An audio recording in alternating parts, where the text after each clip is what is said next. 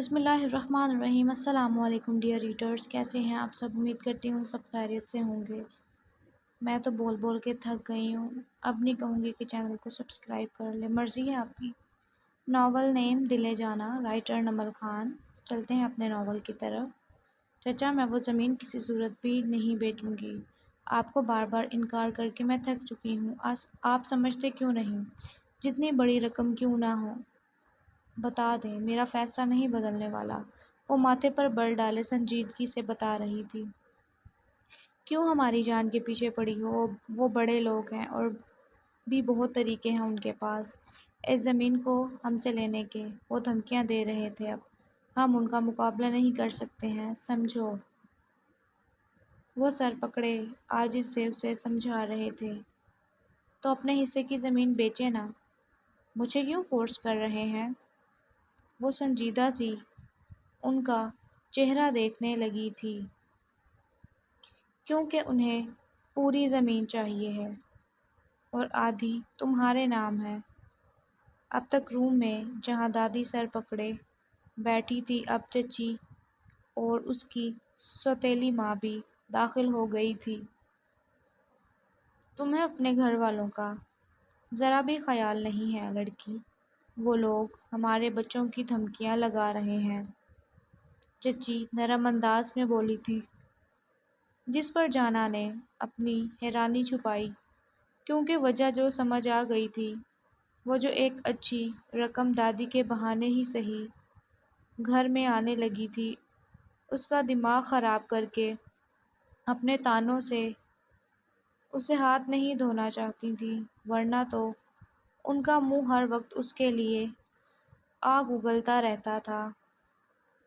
میرا نہیں خیال کہ آپ کا یہ شکوہ کرنا بنتا ہے، مجھ سے برا سلوک کرنے کے بعد بھی آپ کے بچے اس گھر میں آرام سے رہ رہے ہیں، اور جو اس گھر کے 60% کی مالک ہے، وہ خود دربدر ہے۔ نہ چاہتے ہوئے بھی زبان سے شکوہ پھسلا تھا، اور وہ سب ہمیشہ کی طرح آنکھیں پھیر گئے تھے۔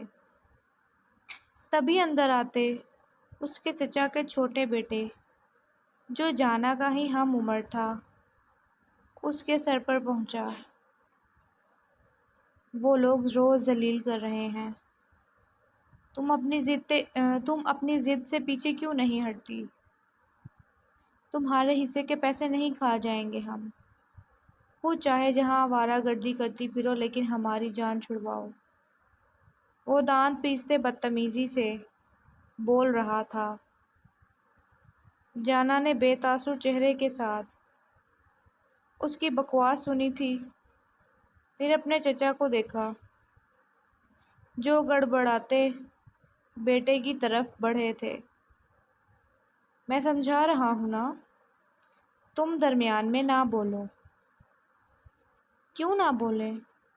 یہ ابا، آپ تو اس لڑکی کو لگامیں ڈال نہیں رہے، ہمیں کرنے دے۔ بولنے والا اب ناصر تھا، عاشر کا بڑا بھائی، جو جانا کو طنزیہ دیکھتا وہاں آ رکا تھا۔ تم اپنی لگامیں کس لو پہلے، پھر میری بات کرنا۔ جانا نے بھی دوبت جواب دیا تھا کہ مقابل نے دانت پیسے تھے۔ تمہیں بحث کرنے کی ضرورت نہیں ہے ہمارے ساتھ، سیدھے سیدھے اپنے ڈرامے بند کرو اور سائن کرو ان کاغذات پر، وہ لینے آنے والے ہیں، دھمکی دی ہے۔ اگر سائن کیے ہوئے کاغذات نہ دیے تو وہ کوئی راہ فرار نہیں چھوڑیں گے، ہمارے لیے یہ گھر بھی نہیں۔ جانا، میری جان، ضد چھوڑو، اپنا حق لے لو، آگے تمہارے کام آئے گا۔ خالی زمین کا کیا کرو گی؟ نہیں فواد سنتے دادی کی طرف بنا مڑے اس نے اپنے ہونٹ بھینچے تھے۔ اس کا وقت وہ اپنوں کے ہی نرگے میں تنہا کھڑی تھی۔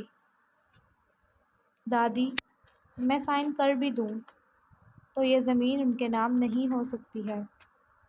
میں صرف اسی صورت اس زمین کو بیچ سکتی ہوں جب میری شادی ہوگی۔ بابا کی وصیت ہے۔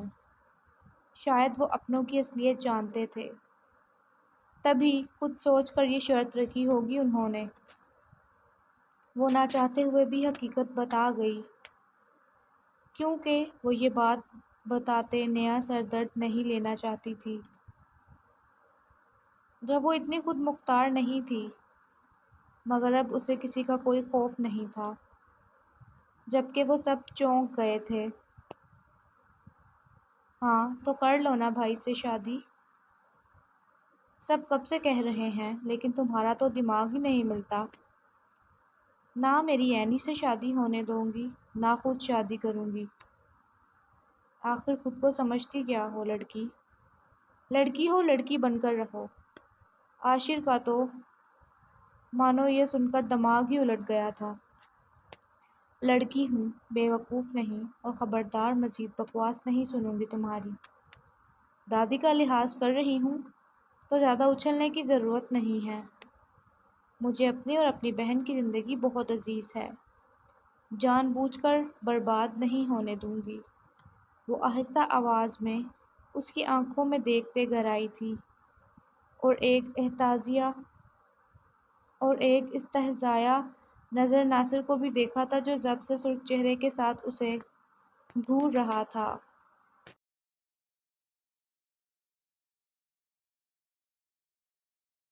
دوسری طرف عینی سیب کاٹ کر کھاتی، ساتھ ساتھ پلاؤ بنانے میں مصروف تھی، ساتھ موجود شخص سے لاپرواہ، جس کو کچھ پریشانی لاحق تھی۔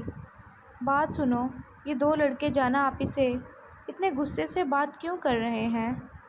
کچن کے دروازے سے صحن دوسری طرف موجود کمرے کے بڑے سے ونڈو سے اندر کا گرم ماحول واضح نظر آ رہا تھا، کیونکہ انہیں یہی تمیز ہے بات کرنے کی۔ لاپرواہی سے کندھے اچکا کر کہا گیا، میں جاؤں کیا؟ وہ بدتمیزی نہ کریں ان کے ساتھ۔ اسے فکر ہو رہی تھی۔ رہنے دو، تم جاؤ گے تو بات اور بگڑ جائے گی۔ آپی اکیلی کافی ہیں، یہ ابھی تمیز سے بات کر رہے ہیں، اس سے پہلے جنگلیوں کی طرح کاٹنے کو دوڑتے تھے۔ ایک بار تو آپی کو ناصر بھائی نے تھپڑ بھی مارا تھا، ان سے شادی پر نہ ماننے پر۔ وہ مزے لے لے کر احوال دے رہی تھی، جبکہ وہ تو آنکھیں اور منہ کھولے حیرت زدہ سا اسے دیکھنے لگا، جو اب سلاد کاٹنے کا سامان رکھتی اس کے سامنے آ بیٹھی تھی۔ اور تم اتنے مزے سے بتا رہی ہو، ان پر تو کیس بنتا ہے۔ ارے آگے تو سنو۔ اس کے بعد جانا آپی نے ایک کے بدلے 4 تھپڑ مارے تھے انہیں، اور پھر کرسی مار کر سر بھی پھاڑ دیا تھا۔ بیچارہ ہفتہ ہسپتال رہا تھا، اور پھر ایسا کبھی نہیں ہوا۔ دیکھو ابھی بھی دور دور سے وہ انہیں گھور کر کام چلا رہی ہیں، اور بات کے آخر میں وہ کہکہ لگا کر ہنستی تھی، تو ایان کا موڈ بھی چینج ہوا تھا، وہ بھی ریلیکس ہو گیا تھا۔ تمہاری ایج کیا ہے؟ 18 سال۔ کیوں؟ وہ گاجر کاٹتے پوچھ رہی تھی۔ ہاں تم لگ بھی رہی ہو، لیکن سارا کام کتنے ایکسپرٹ طریقے سے کر رہی ہو، جبکہ میرے گھر میں یہ کام کسی کو نہیں آتے سوائے بڑی ملازماؤں کے۔ وہ اس کی پھرتیوں سے امپریس ہوا تھا۔ کیا واقعی؟ اچھا مجھے تو سارے کام آتے ہیں، اور کھانا پکانے کا تو بہت ہی زیادہ شوق ہے۔ اور تم دیکھنا یہ مٹر پلاؤ کتنا ٹیسٹی ہوگا، آپی کا فیورٹ ہے۔ وہ خوش ہوئی تھی اپنی تعریف پر۔ اچھا تمہیں گفٹ پسند ہے کیا؟ اگر میں بھی دوں تو ایسے ہی خوش ہوگی جیسے جانا آپی کے گفٹس دیکھ کر ہوئی تھی۔ وہ اسے دیکھ کر سنجیدگی سے پوچھ رہا تھا، گفٹ کسے پسند نہیں ہوتے، مگر میں تم سے کوئی گفٹ نہیں لوں گی۔ وہ ناک منہ چڑھاتے اسے بولی تھی۔ لیکن کیوں؟ وہ تو حیران ہی ہوا تھا۔ کیونکہ آپی نے منع کیا ہے۔ کہ ان کے علاوہ کسی سے گفٹ نہ لوں، خاص کر کسی لڑکے سے۔ یہ بہت بری بات ہوتی ہے، وہ سمجھانے والے انداز میں بولی تو ایان سنجیدہ ہوا تھا۔ اچھا تمہاری مرضی، مجھے کیا؟